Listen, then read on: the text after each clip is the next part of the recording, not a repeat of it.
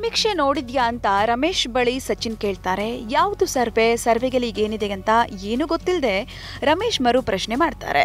ಯಾಕೆ ಬಹುತೇಕ ಜನರು ಹಳೆಯ ಟ್ಯಾಕ್ಸ್ ವ್ಯವಸ್ಥೆಯನ್ನೇ ಮೊದಲು ಆಯ್ಕೆ ಮಾಡ್ಕೊಳ್ತಾರೆ ಎಂಬ ಬಗ್ಗೆ ಸಮೀಕ್ಷೆ ನಡೀತಿದೆ ಅಂತ ಸಚಿನ್ ಹೇಳ್ತಾರೆ. ನನಗೂ ಹಳೆಯ ತೆರಿಗೆ ಸಿಸ್ಟಮ್ ಇಷ್ಟ ಎಂದು ರಮೇಶ್ ಹೇಳ್ತಾರೆ. ಆದರೆ ಹೊಸ ತೆರಿಗೆ ವ್ಯವಸ್ಥೆಯಲ್ಲಿ ಹಲವು ಅನುಕೂಲಗಳನ್ನ ಸರ್ಕಾರ ನೀಡಿದೆ ಎಂದು ಸಚಿನ್ ಹೇಳಿದಾಗ ರಮೇಶ್ಗೂ ಇದರ ಬಗ್ಗೆ ಕೇಳದ ನೆನಪಾಯಿತು. ಆದರೆ ಸಚಿನ್ಗೆ ಇನ್ನೂ ಅರ್ಥವಾಗದ ಒಂದು ಸಂಗತಿ ಅಂದರೆ ಹೊಸ ತೆರಿಗೆ ವ್ಯವಸ್ಥೆಯಲ್ಲಿ ತೆರಿಗೆ ಕಡಿಮೆಗಿದ್ರೂ ಯಾಕೆ ಹೆಚ್ಚಿನ ಜನರು ಇಂದಿಗೂ ಹಳೆಯ ತೆರಿಗೆ ವ್ಯವಸ್ಥೆಗೇ ಇಷ್ಟಪಡ್ತಿದ್ದಾರೆ. ಸಚಿನ್ ಮತ್ತು ರಮೇಶ್ ಮಾತನಾಡ್ತಿರೋದು ಒಂದು online insurance platform policy Bazaar ನಡೆಸುತ್ತಿರುವ ಸಮೀಕ್ಷೆಯ ಬಗ್ಗೆ. ಈ ಸಮೀಕ್ಷೆ ಪ್ರಕಾರ ಇನ್ಕಮ್ ಟ್ಯಾಕ್ಸ್ ಕಟ್ತಿರುವ 63% ಜನರು ಹಳೆಯ ತೆರಿಗೆ ವಿಧಾನವನ್ನು ಮುಂದುವರಿಸುವುದಕ್ಕೆ ಇಷ್ಟಪಡ್ತಾ ಇದ್ದಾರೆ. ಇನ್ನು 37% ಜನರು ಹೊಸ ತೆರಿಗೆ ವಿಧಾನಕ್ಕೆ ಬದಲಿಸುವ ಆಸಕ್ತಿ ಹೊಂದಿದ್ದಾರೆ. 350 ನಗರಗಳ 1263 ಜನರು ಈ ಸಮೀಕ್ಷೆಯಲ್ಲಿ ಭಾಗವಹಿಸಿದ್ರು. ಸಮೀಕ್ಷೆಯ ಪ್ರಕಾರ 71% ಜನರು ಹಲವು ಲೆಕ್ಕಾಚಾರಗಳನ್ನ ಮಾಡಿ ತೆರಿಗೆ ವಿಧಾನವನ್ನ ಆಯ್ಕೆ ಮಾಡಿಕೊಂಡಿದ್ದಾರೆ. ಇನ್ನು 74% ಮಹಿಳೆಯರು ಎರಡೂ ತೆರಿಗೆ ವಿಧಾನಗಳ ಅಡಿಯಲ್ಲೂ ತೆರಿಗೆ ಹೊಣೆಗಾರಿಕೆಯ ಲೆಕ್ಕಾಚಾರ ಮಾಡಿದ್ದಾರೆ. ಆದರೆ ಪುರುಷರ ವಿಷಯಕ್ಕೆ ಬಂದರೆ 71% ಜನರು ಈ ಲೆಕ್ಕಾಚಾರ ಹಾಕಿ ನೋಡಿದ್ದಾರೆ. ಇನ್ನು ಸಮೀಕ್ಷೆಯನ್ನ ನೋಡಿದ್ರೆ ಯಾರ ಮನಸ್ಸಿಗಾದರೂ ಕೂಡ ಪ್ರಶ್ನೆ ಉದ್ಭವಿಸುತ್ತೆ. 2023-24 ಬಜೆಟ್ನಲ್ಲೇ ಹೊಸ ತೆರಿಗೆ ವ್ಯವಸ್ಥೆಯನ್ನ ಪ್ರಚಾರ ಮಾಡೋದಕ್ಕೆ ಹಲವು ಕ್ರಮಗಳನ್ನು ಸರ್ಕಾರ ತೆಗೆದುಕೊಂಡಿತ್ತು. ಬೇಸಿಕ್ ಎಕ್ಸೆಂಪ್ಷನ್ ಲಿಮಿಟ್ ಅನ್ನ 2.5 ಲಕ್ಷ ರೂಪಾಯಿಯಿಂದ 3 ಲಕ್ಷ ರೂಪಾಯಿಗೆ ಏರಿಸಲಾಗಿತ್ತು. ಟ್ಯಾಕ್ಸ್ ಸ್ಲ್ಯಾಬ್ನ ಸಂಖ್ಯೆಯನ್ನ 6ರಿಂದ 5ಕ್ಕೆ ಇಳಿಸಲಾಗಿದೆ. ರಿಬೇಟ್ ನಂತರ 7 ಲಕ್ಷದವರೆಗಿನ ಆದಾಯಕ್ಕೆ ತೆರಿಗೆಯ ರಿಯಾಯಿತಿಯನ್ನು ನೀಡಲಾಗಿದೆ. ಸಂಬಳ ಪಡೆಯುವ ನೌಕರರಿಗೆ 50,000 ಸ್ಟ್ಯಾಂಡರ್ಡ್ ಡಿಡಕ್ಷನ್ ಅನ್ನು ನೀಡಲಾಗಿದೆ. ಹೆಚ್ಚು ಗಳಿಕೆ ಮಾಡುವವರಿಗೆ ಸರ್ಚಾರ್ಜ್ ಕಡಿಮೆ ಮಾಡಲಾಗಿದೆ. ಹಳೆಯ ತೆರಿಗೆ ವ್ಯವಸ್ಥೆಯ ಬಗ್ಗೆ ತೆರಿಗೆದಾರರಿಗೆ ವಿಪರೀತ ಮೋಹ ಇದ್ದ ಹಾಗಿದೆ. ಇದಕ್ಕೆ ಕಾರಣ ಏನು? ಯಾಕೆ ಜನ ಹಳೆಯ ತೆರಿಗೆ ವ್ಯವಸ್ಥೆಯಿಂದ ಹೊಸ ತೆರಿಗೆ ವ್ಯವಸ್ಥೆಗೆ ಬದಲಾಗುವುದಕ್ಕೆ ಬಯಸ್ತಾ ಇಲ್ಲ? ಹೊಸ ತೆರಿಗೆ ವ್ಯವಸ್ಥೆಯಲ್ಲಿ ತೆರಿಗೆ ದರ ಕಡಿಮೆ ಇದೆ. ಹಾಗಾದರೆ ಯಾರಿಗೆ ಯಾವ ತೆರಿಗೆ ವ್ಯವಸ್ಥೆ ಸೂಕ್ತ ಆಗಿದೆ? ಬನ್ನಿ ನೋಡೋಣ. ಇನ್ಕಮ್ ಟ್ಯಾಕ್ಸ್ ರಿಟರ್ನ್ಸ್ ಅಂದರೆ ಐಟಿಆರ್ ಫೈಲ್ ಮಾಡುವ ಜನರ ಸಂಖ್ಯೆ ದೇಶದಲ್ಲಿ ಹೆಚ್ಚುತ್ತಿದೆ.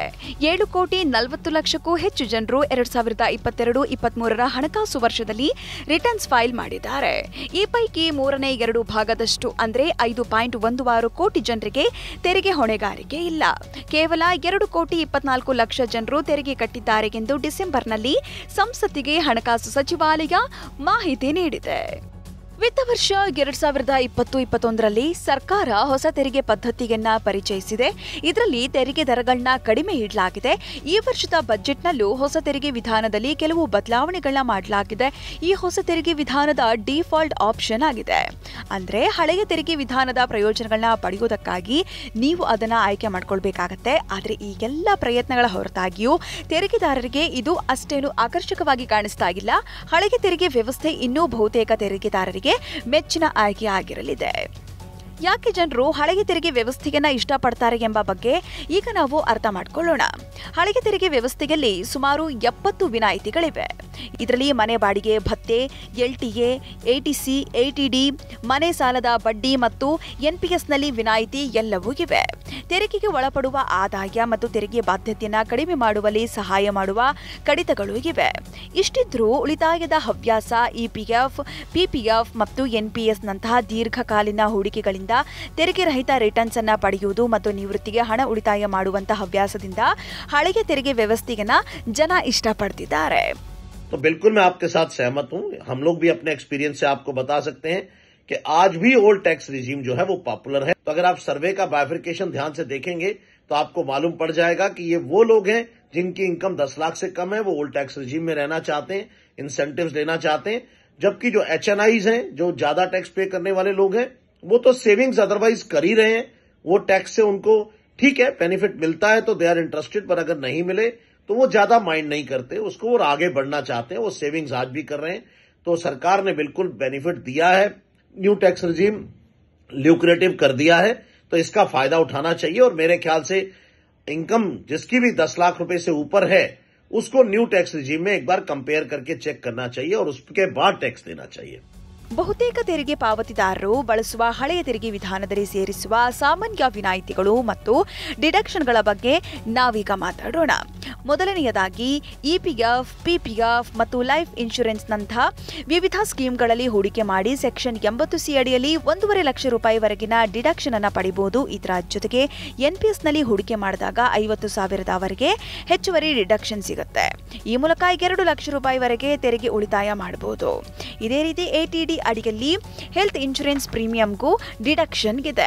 ಸ್ವಂತಕ್ಕೆ ಪತ್ನಿ ಮತ್ತು ಮಕ್ಕಳ ಪಾಲಿಸಿ ಪ್ರೀಮಿಯಂ ಪಾವತಿ ಮಾಡಿದಾಗ 25,000ವರೆಗೆ ಡಿಡಕ್ಷನ್ ಸಿಗುತ್ತೆ.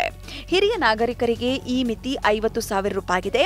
ನೀವು ನಿಮ್ಮ ಪಾಲಕರು ಹಿರಿಯ ನಾಗರಿಕರಾಗಿದ್ದರೆ ಆಗ ನೀವು 1 ಲಕ್ಷದ ರೂಪಾಯಿವರೆಗೆ ಡಿಡಕ್ಷನ್ ಪಡಿಬಹುದು.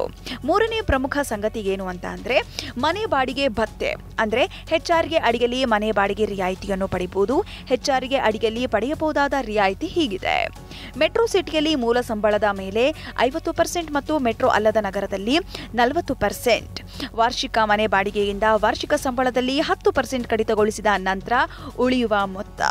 ಈ ಮೂರರಲ್ಲಿ ಯಾವುದು ಕಡಿಮೆ ಇದೆಯೋ ಅದರ ಡಿಡಕ್ಷನ್ ಅನ್ನು ಪಡ್ಕೊಳ್ಬಹುದು. ಇದನ್ನು ಹೊರತುಪಡಿಸಿ ಸೆಕ್ಷನ್ 24 ಅಡಿಯಲ್ಲಿ ಮನೆ ಸಾಲದ ಬಡ್ಡಿಗೆ ಮೇಲೆ 2 ಲಕ್ಷ ರೂಪಾಯಿವರೆಗೆ ಡಿಡಕ್ಷನ್ ಪಡೆಯಬಹುದು. ಹಳೆಯ ತೆರಿಗೆ ವಿಧಾನದಲ್ಲಿ ಜೀವ ವಿಮೆ, ಆರೋಗ್ಯ ವಿಮೆ ಮತ್ತು ನಿವೃತ್ತಿ ಯೋಜನೆ ಹಾಗೂ ದೀರ್ಘಕಾಲೀನ ಸಂಪತ್ತು ಸೃಷ್ಟಿ ಮಾಡಿಕೊಳ್ಳುವವರಿಗೆ ತೆರಿಗೆ ಉಳಿತಾಯ ಮಾಡಲು ಅವಕಾಶ ಮಾಡಿಕೊಡಲಾಗ್ತಿದೆ.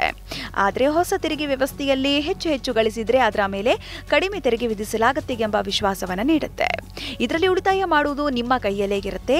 ಆದಾಯ ಇಲಾಖೆಯ ಆರಂಭಿಕ ಲೆಕ್ಕಾಚಾರದ ಪ್ರಕಾರ 2023-24 ವಿತ್ತ ವರ್ಷದಲ್ಲಿ 5.5 ಕೋಟಿ ಜನರು ಹೊಸ ತೆರಿಗೆ ವಿಧಾನವನ್ನು ಆಯ್ಕೆ ಮಾಡಿಕೊಳ್ಳಬಹುದು.